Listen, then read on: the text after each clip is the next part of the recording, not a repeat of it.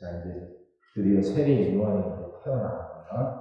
아이가 태어나는데 이름을 지어줘야죠. 이제 이스라엘에 풍습이 있어요. 그 이름은 되도록 이제 그 조상들에서 이름을 따오게 됩니다. 그래서 이제 그 사가랴, 아버지 이름 따서 사가랴를 하니까 엘리사벳이 그저 아니다, 요한이라. 이제 동네 사람들 친척들이죠. 아니, 우리 집안에 그런 이름이 없는데 왜 그 이름을 써야 하냐? 그래서 이제 사가랴에게 찾아가죠. 사가랴는 지금 이제 말을 못하지 않습니까? 천사가 찾아와서 아이를 낳을 거라는데 그걸 믿지 않았잖아요. 그래서 말을 못하게 입을 막았죠. 그러니까 말을 못하니까 이제 석판을 달라고 해서 글을 쓴데 이름을 요한이라 쓴단 말이에요. 깜짝 놀라죠. 그러면서 사가랴가 입이 열려요. 그동안 말을 못했다가 말을 하게 되죠. 그러면서 이제 57절부터 나오는 말이 이제 사가랴의 예언입니다. 사가랴가 이제 그 된 일을 다 받지 않습니까? 자기가 이제 당분이 돼서 성전에서 이제 그 제사를 진행할 때 천사가 나타났죠. 아이를 낳을 거다.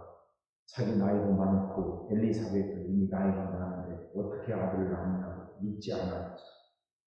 근데 이제 그 예언 그대로 엘리사벳이 임신하고 건강한 아이가 태어났다. 그 되어진 일을 쭉 돌아보면서 사가랴도 안에서 생각했을 거 아니에요. 그러면서 이제 그가 태어난 그 아들을 통해서 나타난 하나님의 역사, 하나님의 은혜에 대해서 쭉 말하고 있는 거죠. 하나님이 우리를 구원하신다. 그 말씀입니다. 69절 보세요. 68절부터 봅시다. 찬송하려니와 주 이스라엘의 하나님이여 그 백성을 돌보사 속량하시며 우리를 위하여 구원의 뿔을 그 종 다윗의 집에 일으키셨으니. 지금 이 당시에는 이스라엘이 지금 로마에 의해서 지금 핍박당하고 있는 때예요. 로마의 식민지로 살아가는 게 참 피폐하고 힘들고 어려울 때예요. 근데 그런 우리에게 하나님이 구원의 뿔을 주셨고 하나님이 그를 구원하신다는 거죠. 구원의 뿔이라는 게 무슨 말이냐면 성전이 있지 않습니까? 성소에 보면 이제 그 분향단이 있어요. 분향단 위에가 이제 그게 뿔처럼 이렇게 만들어 놓은 게 있단 말이에요. 분향단. 향을 사르니까 그 향을 사르는 부분에 이게 뿔처럼 만들어진 게 있어요. 그러면 뭔가 잘못한 사람이요. 도망가가지고 그 성전에 가서 구원의 뿔을 붙잡으면 그걸 이름을 구원의 뿔이라고 붙였습니다. 아무튼 이렇게 삐죽삐죽하게 나온 부분인데 그걸 붙잡으면 누구도 그걸 건드리지 못했어요. 그래서 이름은 구원의 뿔이다 그렇게 붙인 거예요. 잘못했어도 도망가서 그걸 붙잡아요. 그를 쫓던 사람이 손대지 못해요. 그리고 그리고 나서 재판을 행하죠. 이스라엘에는 그 꼬엘이라는 제도가 있다는 거 아시지 않습니까? 그래서 자기 친족 중에 누가 죽임을 당하면 꼭 반드시 그걸 갚아야 돼요. 그걸 갚는 사람이 꼬엘입니다. 누가 팔려간 사람을 다시 찾아오는 일 역할을 하는 것도 꼬엘이고 또 친족 중에 억울하게 죽임을 당하면 그걸 꼭 갚아주고 복수해줘야 할 역할 그걸 하는 사람이 꼬엘이거든요. 그러니까 자기 친족을 죽인 사람이 있으니까 쫓아갈 거 아닙니까? 잡으려고 하니까. 그런데 그 사람이 쫓긴 사람이 도망가서 성전에 들어가서 분향단은 그 향단에 있는 그 뿔을 잡으면 산단 말이에요. 못 죽여요. 그리고 나서 이제 재판을 하게 되는 거죠. 그래서 그때부터 그걸 이제 구원의 뿔이다 그렇게 이름을 붙였고. 그러니까 예수님이 우리 구원의 뿔이 되시는 거예요. 우리도 살아가면서 힘들고 어렵고 때 있잖아요. 쫓기잖아요. 쫓기죠. 질병에 쫓기고 물질에 쫓기고 이런저런 문제에 의해서 쫓기죠. 그럼 피할 곳이 있어야죠. 도망갈 곳이 있어요. 그 도망갈 곳. 그래서 우리가 그 어려움으로부터 보호받을 수 있는 그게 구원의 뿔이에요. 예수 그리스도가 우리에게 그 구원의 뿔이 되시는 거죠. 하나님이 그렇게 역사하신다 그 말이에요. 그러니까 사가랴 그 아들이 태어나오는 걸 보면서 하나님의 역사가 깨달아지시는 거예요. 그 요한이 구원의 뿔은 아니죠. 이제 요한이 운으로 해서 예수 그리스도가 오시는 거 아닙니까? 그러니까 하나님이 이 땅에 구원의 뿔을 주셨다는 걸 사가랴가 깨닫게 되는 거죠. 그러면서 그 입이 터지면서 그거 지금 이렇게 영원하고 하나님께 찬양하는 거죠. 이 역사가 믿지 않았던 사가랴에게도 깨달아져. 그러니까 사가랴가 처음 천사가 나타났을 때 믿지 못하잖아요. 그래서 하나님이 그 입을 막으셔서 말을 못하게 하셔요. 근데 그랬던 사가랴, 상황이 진행되는 걸 보면서 깨닫게 되고, 그러면서 신앙이 자라나면서 하나님의 역사가 이렇게 이루어지는구나 알게 되고, 결국 하나님의 그 입이 터지게 하셔서 그것도 그게 선포하게 되고, 이 과정을 보죠. 하나님은 우리 신앙이 처음부터 이렇게 완성되는 게 아니라는 걸 아셔야 돼요. 사가랴, 엘리사벳도 마리아, 아이가 태어난다는 것, 사가랴와 엘리사벳 이미 나이가 많은 것. 마리아는 남자를 알지 못하는데 아이가 태어난다는 것. 그 말 처음 들었을 때 무섭고 두렵죠. 처음부터 아멘 하는 게 아니잖아요. 그럴 수 있는 삶이 어디 있어요? 무섭고 두렵고 의심도 되죠. 근데 그런 과정 속에서 신앙이 자라나는 거예요. 하나님은 사가랴가 말을 못하게 하셨지만 사가랴를 버린 건 아니시죠. 버린 건 아니죠. 그러니까 진행되는 일을 통해서 사가랴가 깨닫게 되고 결국은 그도 그의 입으로 하나님의 역사를 말하게 되는 거 아닙니까? 그렇게 됐지 않습니까? 하나님이 우리를 그렇게 다듬어 가신다. 하나님은 우리의 연약함을 아셔요. 그래서 우리가 처음부터 완벽하지 않다는 걸 아셔요. 우리 안에 의심도 생기고 두려움도 생기고 불안도 생기죠. 말씀 붙들었다가도 정말 이게 될까 싶어서 흔들리기도 해요. 그런 우리를 하나님은 너희는 왜 그걸 믿지 못하냐고 내치지 않으신다. 우리의 그 연약함에도 불구하고 하나님을 덮으시고 품으시고 기다려주시고 사과해주셔. 믿지 못해요. 제사장 못해요. 그래서 하나님이 그 입을 닫으셨지만 사가랴를 버린 게 아니라 사가랴를 포기한 게 아니라 입술을 닫으셨지만 사가랴를 그래도 하나님 그 사가랴가 깨닫게 될 거라는 걸 아시고 기다려 주신 거 아닙니까? 그러니까 결국 요한이 태어나면서 그 입이 열리고 이 모든 게 하나님의 구원의 역사라는 걸 사가랴가 깨닫고 자기 입으로 고백하게 됐어요. 하나님이 사가랴를 이렇게 다루시듯이 우리도 그렇게 다루신다.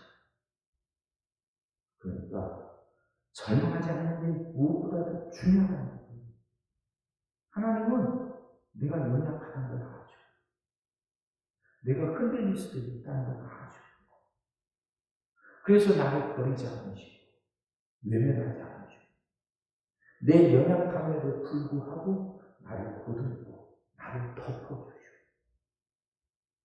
은혜로 덮어주시고 우리가 온전해서 내 모습 그대로가 아니라 하나님의 은혜로 덮어주십니다.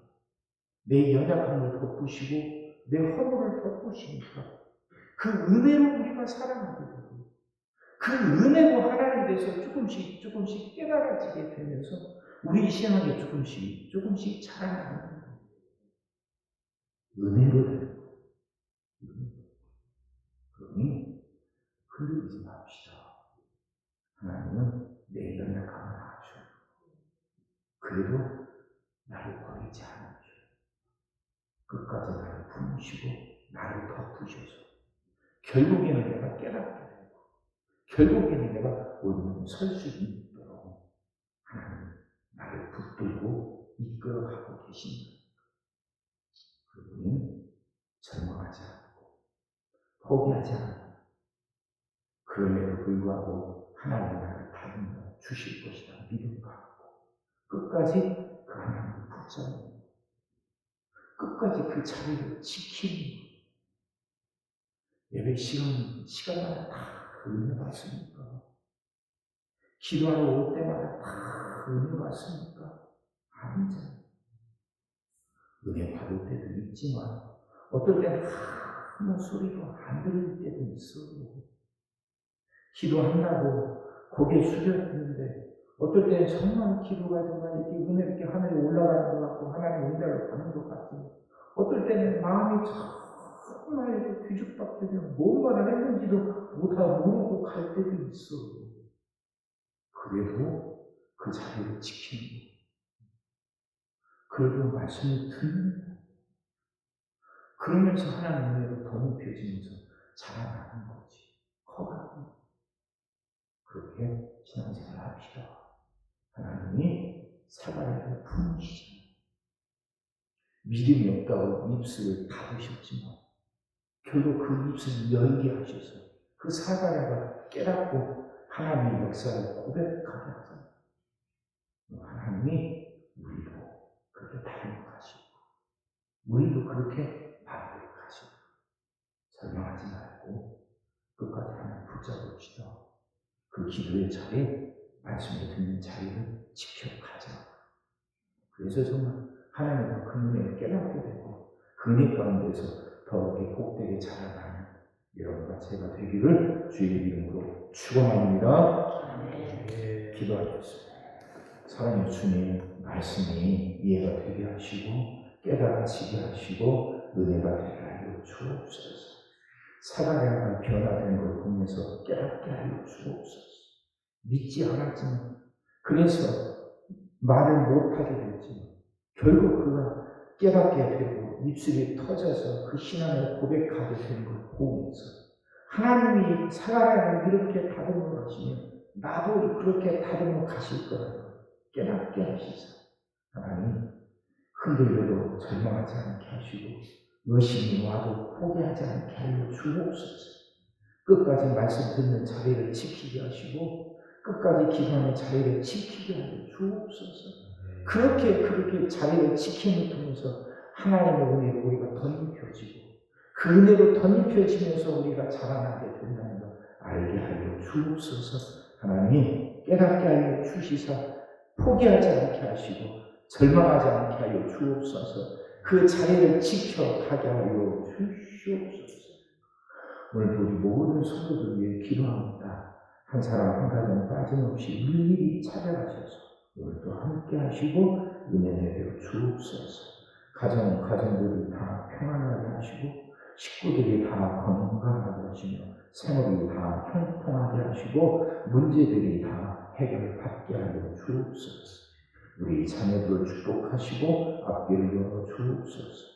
우리 자녀들이 하나님을 사랑하게 하시고 말씀을 지키게 하시며 하나님께 영광 돌리는 일꾼들로 살아가게 하여 주옵소서. 하나님 우리에게 생활을 허락하여 주시옵소서. 성도들은 질병을 이겨내고 문제를 극복하고 수많은 문제들을 해결하며 살아가게 하시고 교회 안에서는 예배가 살아나 빈자리가 가득 채워지게 하시고 언제나 생명의 역사가 일어나게 하여 주옵소서. 하나님 이 나라에 새날이 오게 하셔서 국민들이 분별력 갖고 올바른 지도자를 선출하게 하셔서 다시는 이런 혼란이 없게 하시고 나라가 더 번성에 가게 하여 주시옵소서. 오늘 하루도 모든 성도들 눈동자처럼 지키시고 복된 길로 인도하여 주옵소서. 믿사옵고 예수님 이름으로 기도하옵나이다.